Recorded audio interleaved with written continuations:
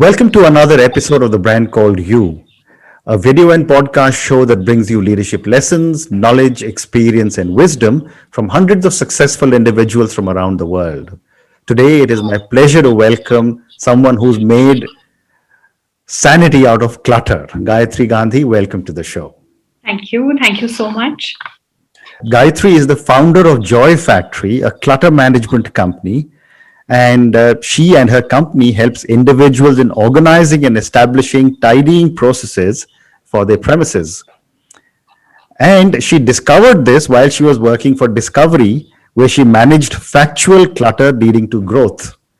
So, Gayatri, tell me a little bit about what you would say are three key milestones in your life or your career. Wow. So, I think to begin with, I would say that the decision to choose a career which majority felt will not work.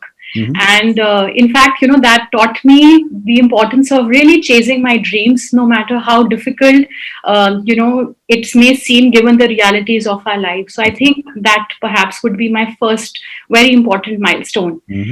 The second would be, of course, the launch of my company, Joy Factory, because that really strengthened my belief that people can become happy by such a simple act of tidying. And when they can take care of their immediate surroundings, life can really, become a much happier and a hopeful place. Correct. And of course, the third one I would say is my TED talk at IIM Ahmedabad. And I'd like to say why so, because from being a very below average, timid, and an underconfident student, I was delivering a motivational talk about my journey to an auditorium full of Gen X leaders of the 21st century.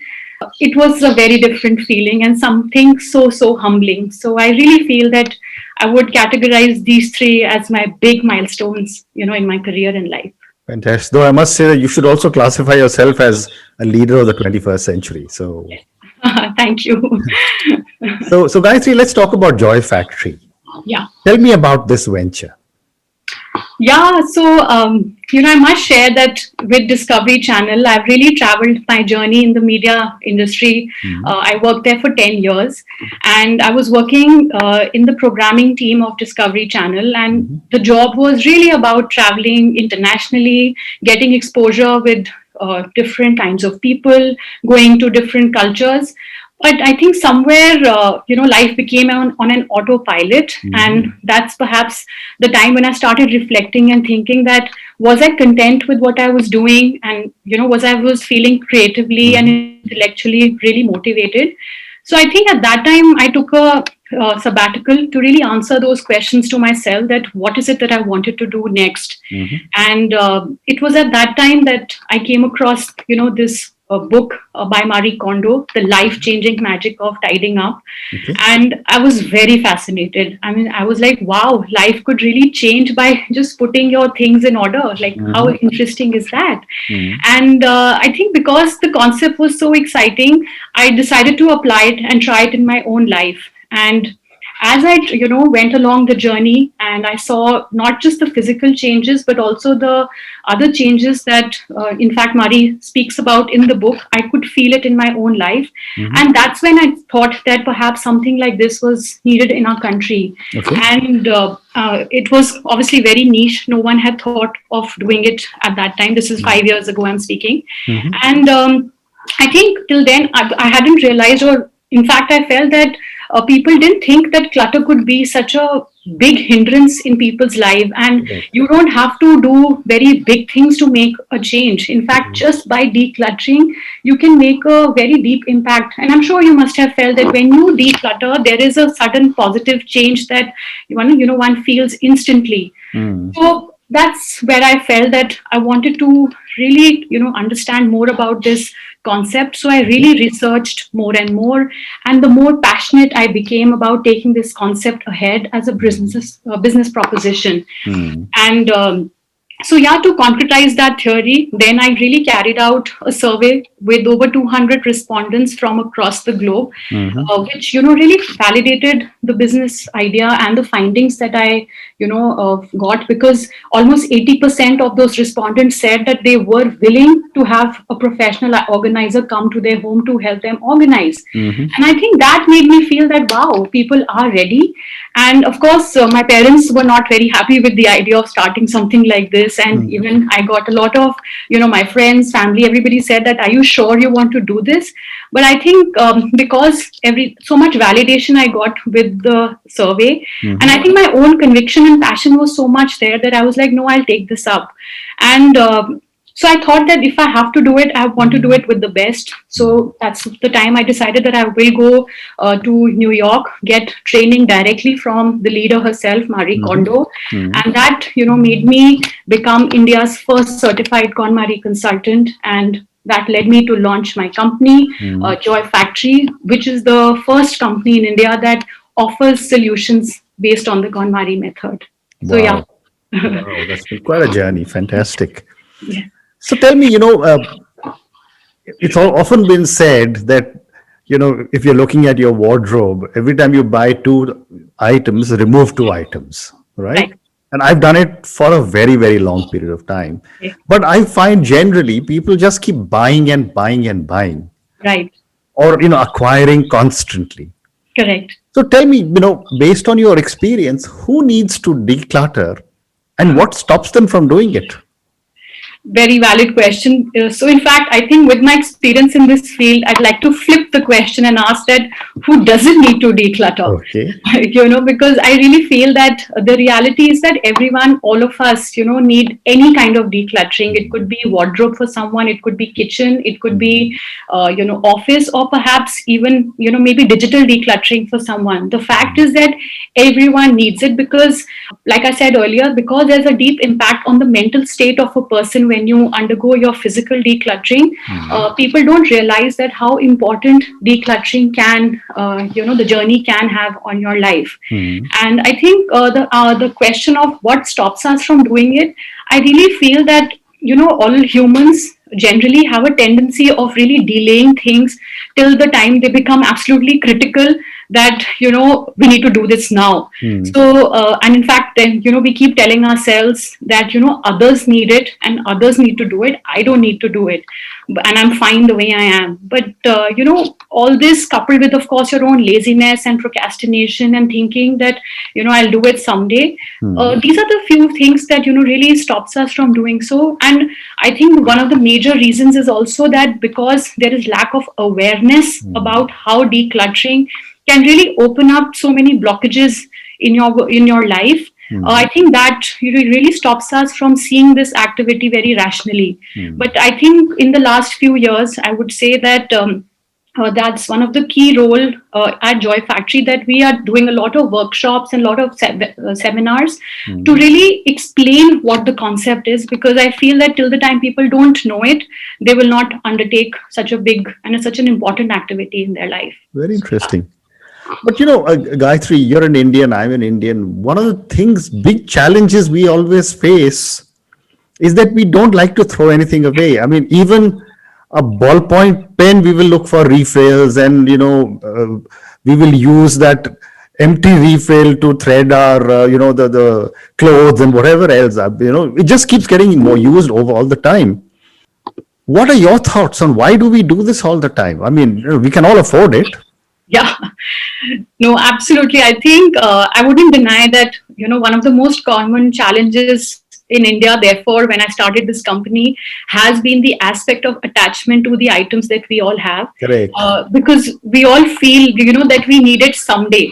But I think that someday, Correct. someday never comes, unfortunately. Hmm. But we, like you said, we keep holding on to those things, especially, because India being a country where still there is a lot of joint family system. We have, maybe grandparents still staying with us. So, we have things that have been passed on to us by our ancestors, things from Hmm. our partition time, so a lot of level of attachment is very, very, high, and people find it very difficult to let go, even though those items, maybe deemed useless or now have become outdated over a period of time. Mm. And I wouldn't deny that perhaps that has been the most challenging aspect for my work, because I think it's the breaking through of that mindset with people. Correct.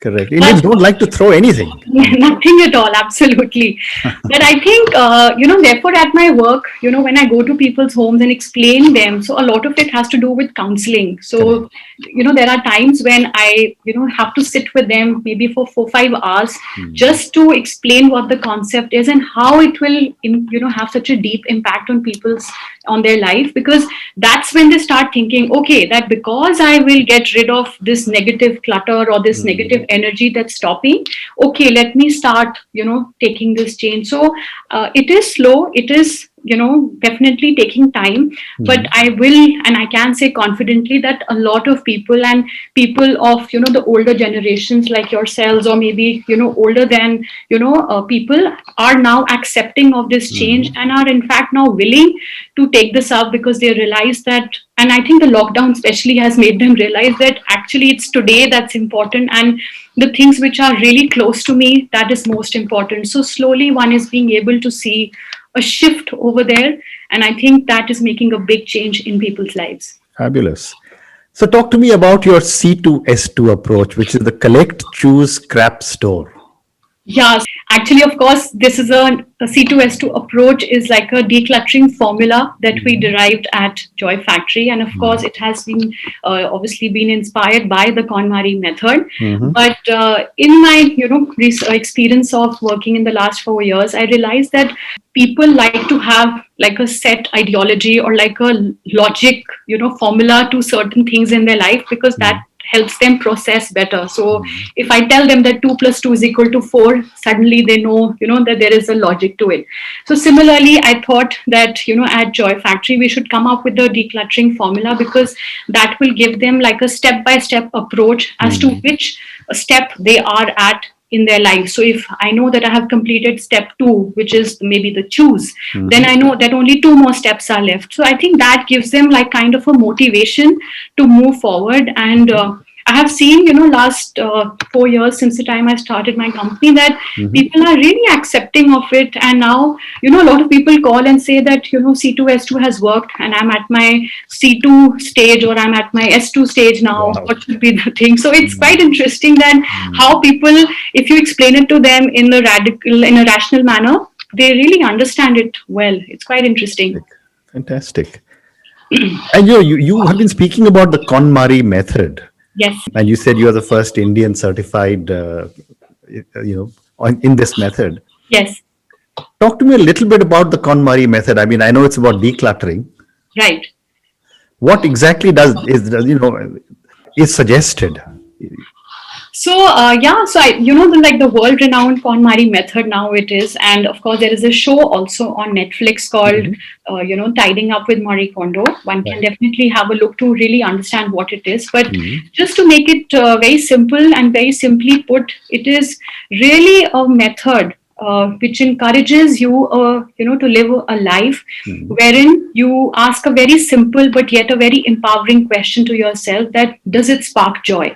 And things that spark joy are kept with you, and the things that don't spark joy are thanked very importantly, and then let go. Okay. So that is, I think, the most empowering and the most interesting part of the KonMari method, because the focus is on what to keep rather than what to discard. A lot of time, because our focus is always about what to just give away, the tendency then becomes, and you end up even throwing things that you will, need in the future. But if you change your focus and make it more positive by, thinking that, okay, what should I keep? Because it will make me happy and it makes me joyful. I think the entire shift then becomes very positive, very mindful, and hence, you're able to see things in a very, very different manner. And the question, of course, does it spark joy, is obviously a very unique characteristic of the KonMari method. And, it's very interesting because, like I said earlier, that things that don't spark joy, you have to say thank you to those items. And trust me, when you say thank you, there is a deep sense of gratitude that comes in, and the letting go of that item becomes fairly easy, because you feel, okay, this item has served its purpose in my life, and I'm okay to let go. And I think when that slow shift comes into your life, you see a very big change, that happens in your personal life as well. Because I can say that I saw it in my life as well. A lot of things that, opened up. My business, my husband's business projects that were stuck for many years opened up. And I just feel that a lot of things opened up after I applied the KonMari method in its right fashion. Wow, fantastic.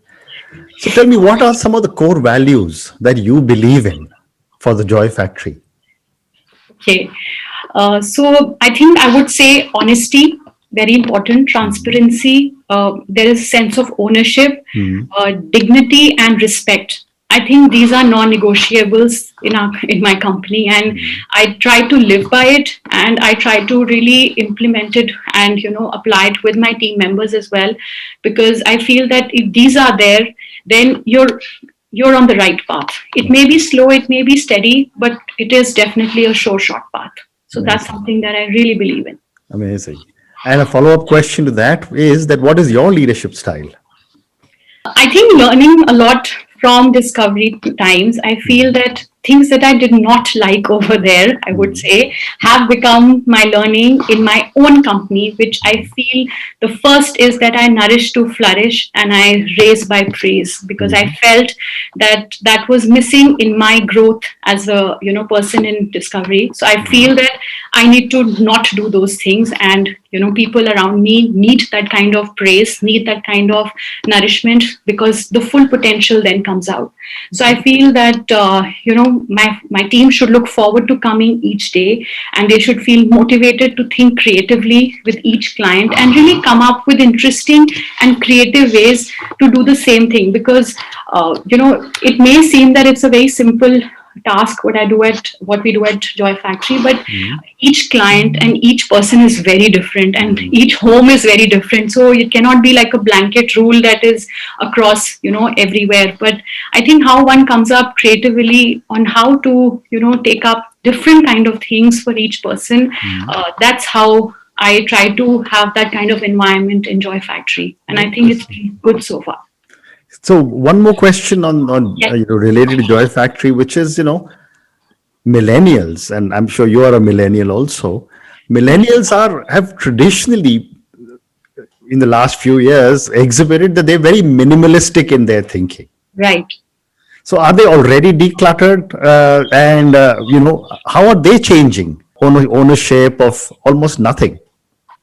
So actually, it's like two sides of the same coin, honestly, because I feel that, yes, I think the awareness is there about minimalism, but I think the consumerism is also so high, because I think India is a very booming economy. So the salaries that people are getting is much higher than perhaps that we may all have had 20 years or 25 years ago. So Correct. I think the disposable incomes have become very high, and with the onset of these digital platforms like Amazon and Flipkart, etc., I think the consumerism is also as high. So I think it's both way, because they feel that they want to be minimalistic, but the way people keep ordering on their phones now, so it's actually a two-way thing that I would say. And a lot of people, yes, they call and they say that they are following minimalism, but when I go to people's houses, I don't see that. So I think it's also like a dual approach that they have, also because of social media, because there is one identity that you have on Instagram and Facebook and all, but the actual identity is in their homes, in their rooms, which is really contradictory to what they believe, what that they have. But I think it's a slow change, like I said earlier, but I think the awareness needs to be there much more, which I think has started happening, because after Joy Factory got launched, now I see so many more professional organizers coming up, and so much more growth in this organization industry. So I feel that there is a shift, and people are now understanding that how important decluttering actually is in their own life. Amazing. And my last question before I move to the next segment Yes. is that, Gayatri, after decluttering my home, my office, etc., can my mind also be decluttered?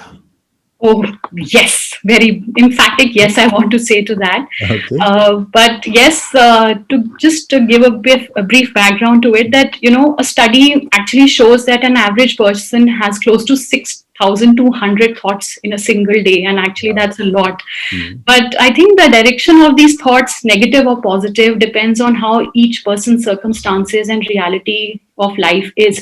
So irrespective of what you may be going through right now, it could change in the next second. So Correct. I think one of the, of course, decluttering definitely helps you physical in your mental as well. But I would say one key tip that I can give for decluttering your mind is to really note down. So whatever you're feeling, I think journal your thoughts and pen down your thoughts, because that gives an opportunity for your brain to become little empty. Because otherwise we have the tendency to just keep hoarding everything in our brains, thinking Mm. that we'll remember everything, or this has to be done. A lot of things we try to compartmentalize our brain with, which I feel is not needed, especially because we all have phones, we all have pen, Mm. paper, that we can jot it down. So I think letting go of those stresses and anxieties from your brain by writing down, by noting it down, Mm. really helps in decluttering your mind to a certain extent. But of course, physical decluttering is the main thing that you have to keep doing on a regular basis, so that eventually it leads you to have a mental decluttered mind as well. Amazing. So let me move to the second part of our conversation, which is some questions for you personally. And I think I have time for two, maybe three questions. Okay, sure. So Gayatri, you know, great career with Discovery, found what you discovered, your new passion of decluttering. What does success mean to Gayatri? I think I would say that success to me is an outcome of being satisfied with the kind of work that I'm doing every single day, Hmm. and also seeing the kind of positive impact it is, having on people's lives. Okay. And I think for me, that is the most gratifying and humbling feeling when I get a call from my clients after maybe a year, saying that what you did for us Mm. is amazing. I think that feeling is so priceless that I don't think I can even begin to express what I feel. And I think that is something that I feel is success. And that's the day I feel like, okay, Gayatri, you've really chosen the wonderful path, and keep going on it, because it's wonderful. Fantastic. And a follow-up question to that is that where do you get your inspiration from?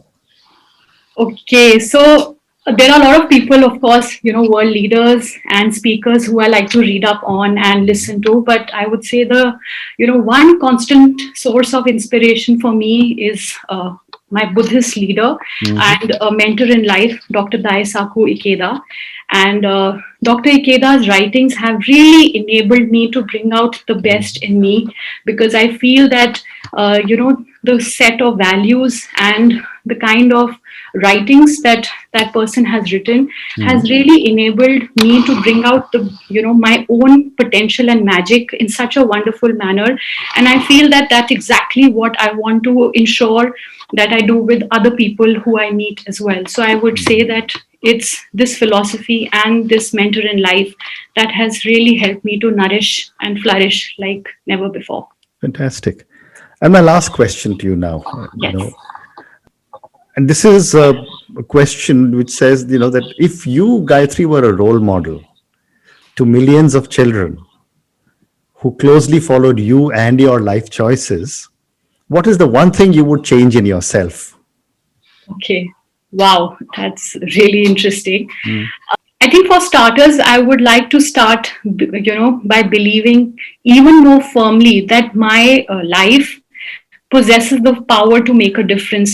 Because Mhm. I think as a child, I always felt that I was, incapable of everything. Mhm. But I want to really put it out there to, the people and the children and, the millennials there, that, you have that magic, you have that potential. Don't Okay. ever think of, undermining yourself and ever thinking that you cannot do it, because if I could do it, I'm so sure that everybody can do it. So please don't think that you don't have that power, because trust me, that power is you and that is your unique point. So always, always, believe in that.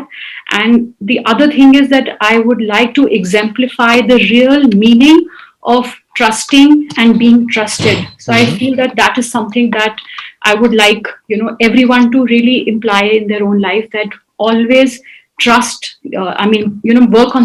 Work on yourself on becoming very trustworthy, because that is the game changer. Fantastic. Gayatri, thank you so much. It's been such Thank a you. pleasure speaking to you. I wish you and Joy Factory lots of success. Thank you so much.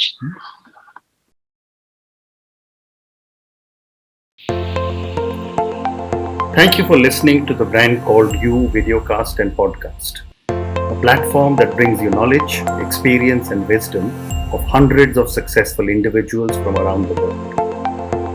Do visit our website www.tbcy.in to watch and listen to the stories of many more individuals. You can also follow us on YouTube, Facebook, Instagram, and Twitter. Just search for the Brand Called You.